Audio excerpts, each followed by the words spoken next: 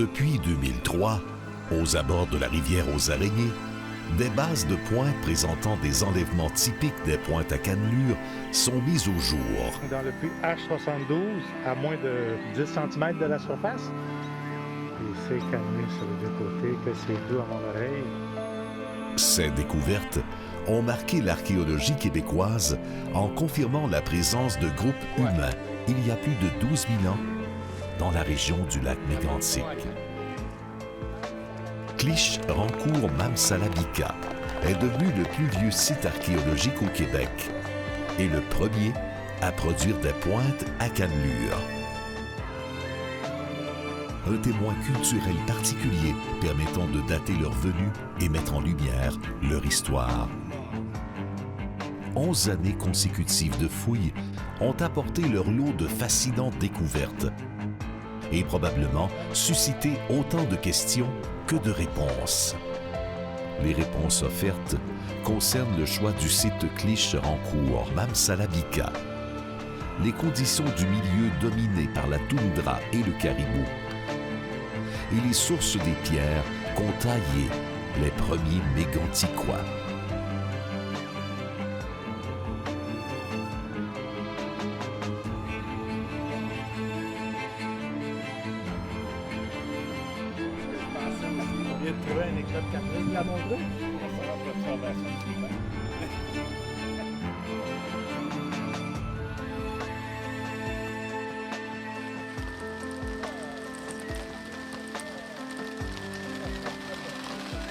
Alors, réaction, Claude?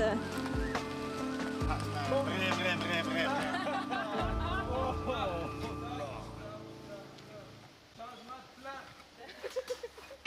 Alors, Émilie, c'est ton 4e cadran, donc tu complètes ton niveau. Excellent. Charles est en train de fouiller le 3e cadran de K71. Parce que vous allez avoir de l'enregistrement à faire. J'aimerais bien que vous ayez toutes le même nom. Alors, donc, tu as une 2e roche. Oui, c'est ça. Fait que... C'est un travail de patience, hein, gratter le sol? Claude, t'as remarqué?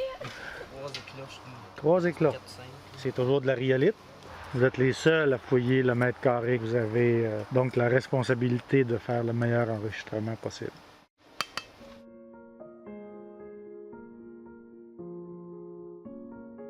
Été 2001, Normand Clermont dirige la première école de fouilles. Il nomme la région le Méganticois. Des fouilles exploratoires sont menées sur 3 sites prometteurs situés le long de la décharge du lac des Joncs. Été 2002, Claude Chapdelaine poursuit les fouilles et procède à l'évaluation de 12 sites connus dans le but de vérifier le potentiel d'y effectuer des fouilles. Sur Clich-Rancourt-Mamsalabika, l'équipe procède à 26 sondages avec des résultats suffisants pour un retour en 2003. Été 2003, le site Clich-Rancourt passe à l'histoire. Les 2 premières pointes à cannelure sont trouvées les 4 et 8 août, ainsi qu'un éclat de cannelure qui se recolle à la première pointe. D'autres outils complètent l'assemblage identifié au paléo-indien ancien. Été 2004, c'est la confirmation avec mise au jour de 4 autres pointes à cannelure. La 7e est découverte en 2006 et la 8e en 2008. Les premières campagnes, incluant celle de 2005, sont consacrées aux ères numéro 1 et numéro 2. L'ère numéro 3 fait l'objet d'une attention soutenue de 2006 à 2008 et l'ère numéro 4 est privilégiée en 2009. Cette même année, on découvre aussi l'ère numéro 5 qui fait l'objet de brèves fouilles de 2010 à 2012. 11 ans plus tard, une dernière intervention s'attarde à compléter les informations sur plusieurs ères, tout en espérant mettre au jour de nouveaux objets du paléo-indien. Cette petite pièce en pierre taillée, avec une cannelure ici et une deuxième ici, c'est avec cette pièce-ci, plus tous les autres indices qu'on avait découverts jusqu'à ce moment-là, qui m'a permis d'établir de façon la plus convaincante possible qu'on venait de trouver le premier site à pointe à cannelure au Québec. Une pointe à cannelure comme celle-ci, elle est incomplète, il manque la pointe, donc c'est une arme de chasse. La cannelure peut être utilisée pour faciliter l'emmanchement sur des javelots ou des javelines qui sont lancés, propulsés, peut-être avec un propulseur, mais aussi à main. Donc, c'est pour attaquer un animal. On peut estimer l'âge de ces pointes, donc de l'occupation du site. Bien sûr, c'est en comparant nos pointes à cannelure avec d'autres pointes trouvées sur des sites ailleurs dans le Grand Nord-Est américain. Et sur certains de ces sites, on a même des dates au carbone 14. Les 9 pointes à cannelure du site archéologique Clich-Rancourt-Mamsalabika livrent de précieux messages, même si elles sont toutes incomplètes. Par exemple, 2 bases présentent un état de finition avancé. Elles auraient été brisées à la chasse et rapportées au site. 2 autres n'ont jamais été complétées. L'une présente une cannelure sur une seule face, la seconde sur les 2. Ces bases ont été brisées sur le site lors de la finition. Une erreur technique provoquant leur abandon. Les autres pointes sont représentées par la partie pointue, mais une seule présente des traces de cannelure sur les 2 faces. La pointe à cannelure est exclusive à la période du Paléo-Indien ancien. Elle est un marqueur culturel et chronologique. Ce geste technique est associé à la finition de l'outil, dont l'invention remonte à environ 13 500 ans avant aujourd'hui dans l'Ouest américain. Ce type de pointe, nommé clovis, a subi une évolution de sa forme et de la longueur de la cannelure.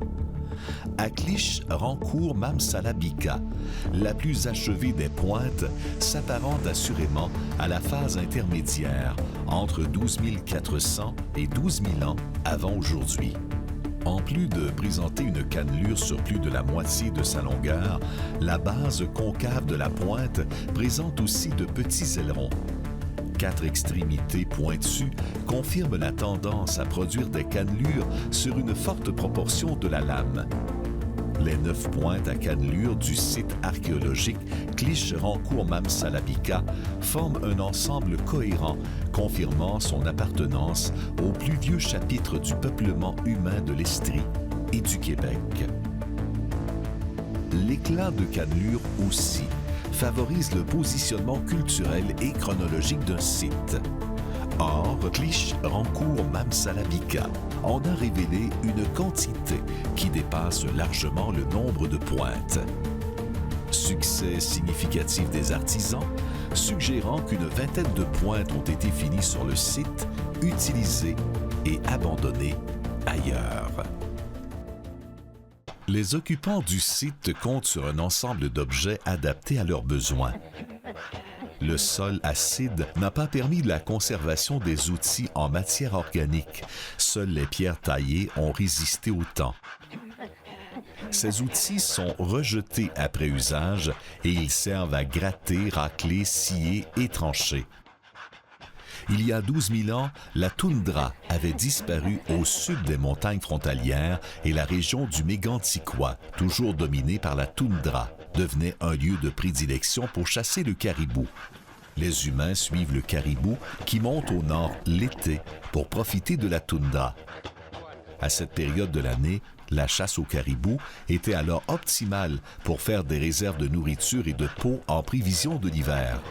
Pour subvenir à leurs besoins, ils marchent des centaines de kilomètres pour exploiter directement à la source la carrière de Cherterouge Munsungun au Maine et la présence de cols de montagne facilite le passage du bassin de la rivière Kennebec à celui de la rivière Chaudière.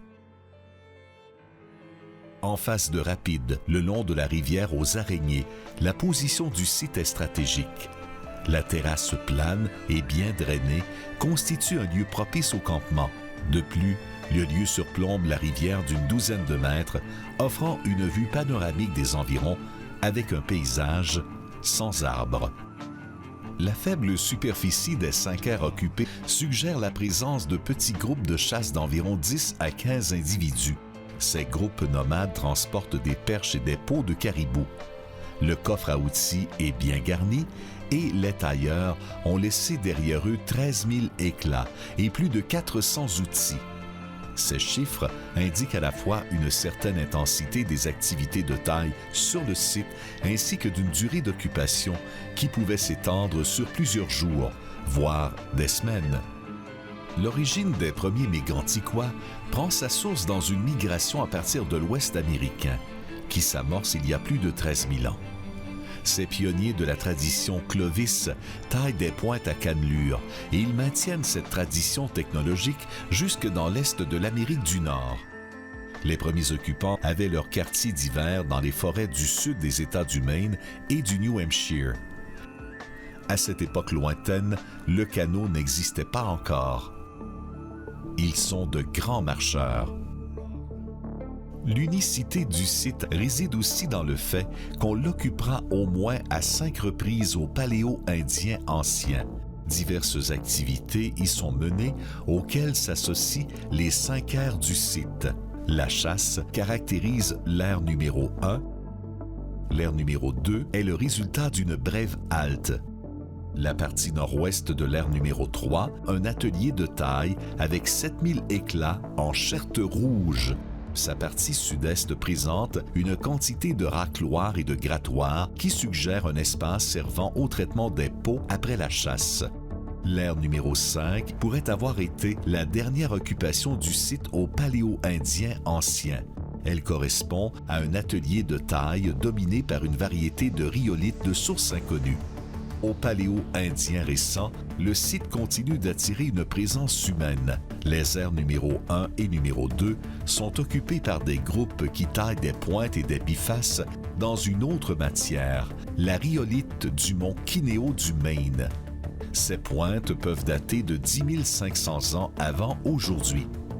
Beaucoup plus tard, entre 8000 et 4000 ans avant aujourd'hui, de petits groupes de l'archaïque occuperont l'ère numéro 4 et la zone nord-est de l'ère numéro 5.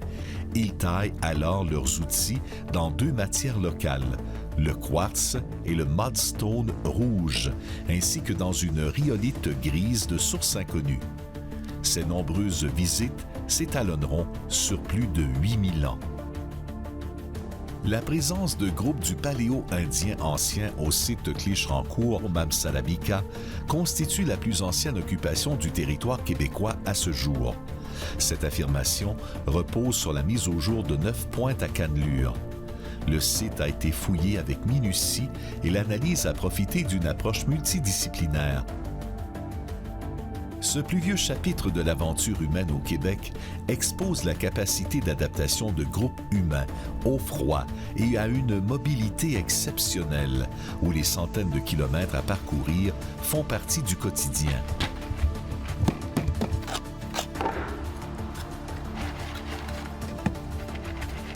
Jean Clich et Catherine Rancourt ont beaucoup facilité les recherches et leur contribution à l'archéologie du Méganticois est importante.